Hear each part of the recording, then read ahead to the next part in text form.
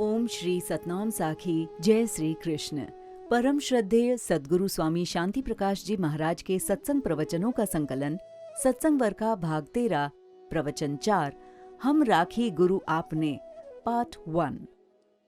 गुरु महाराज ने अपने सत्संग में कहा, परम पूज्य आचार्य सद्गुरु स्वामी टेऊराम जी महाराज फरमाते हैं, हमारा जो ये शरीर है वो परमात्मा की कृपा से चल रहा है।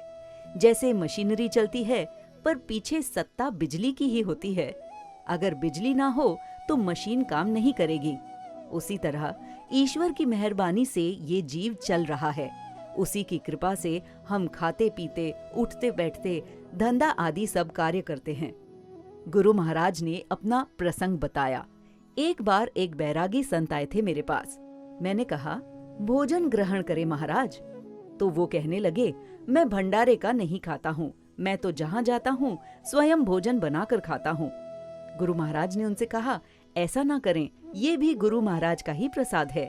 बैरागी जी कहे, नहीं महाराज, ये मेरा नियम है, मैं तो अपना बनाकर ही खाऊंगा, नहीं तो भूखा ही रह जाऊंगा। गुरु महाराज ने सोचकर कहा, अच्छा ठीक है, आप बना लीजिए स्वयं अपने लिए। बैरागी जी को सारा सीधा सामान दे दिया गया। उन्होंने एक कमरे में अपने लिए स्वयं भोजन बनाया।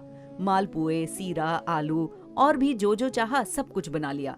अब लीला क्या हुई, जैसे ही बैरागी ने भोजन परोसा और बैठने के लिए फर्श साफ करने लगे, पीछे मुड़े तो देखा कि कई सारे कुत्ते उनके दरवाजे पर आ गए हैं और एक अंदर भी चला आया।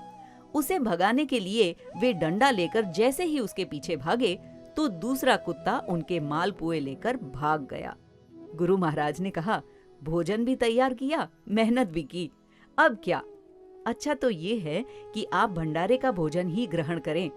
इस पर वे बैरागी महाराज मान गए।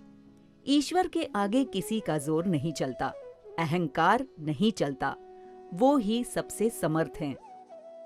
गुरु महाराज ने अगला प्रसंग सुनाया। एक राजा था, उसे एक बुद्धिमान वजीर नियुक्त करना था। राजा ने ढंडोरा पिटवाया, 10-12 लोग तैयार होकर आ गए। राजा ने उनकी परीक्षा करने के लिए उन्हें भोजन के लिए निमंत्रण दिया। अनेक प्रकार के व्यंजन बनाए गए। राजा ने अपने सिपाहियों से कहा, हर व्यक्ति के आगे भोजन परोस दो, परंतु साथ में 4-4 बड़े कुत्तों को भी छोड़ देना। कुत्ते पाले हुए थे और सिखाए हुए थे। जैसे ही वे लोग खाने की करें, कुत्ते आगे आ जाएं।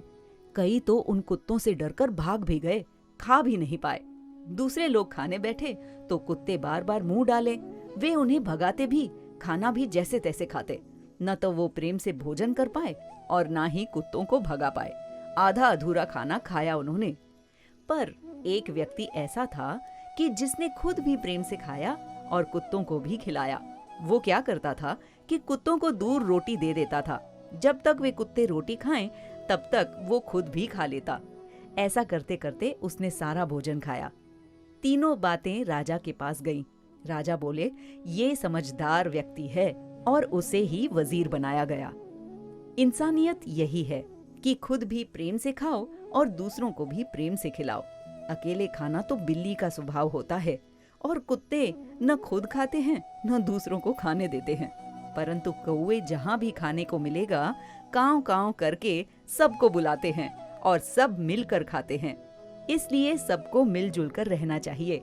समझदारी इसी में है और भलाई भी।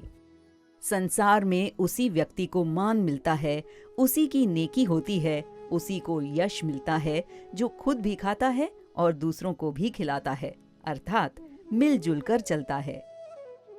बोलिए सतगुरुदेव भगवान की जय।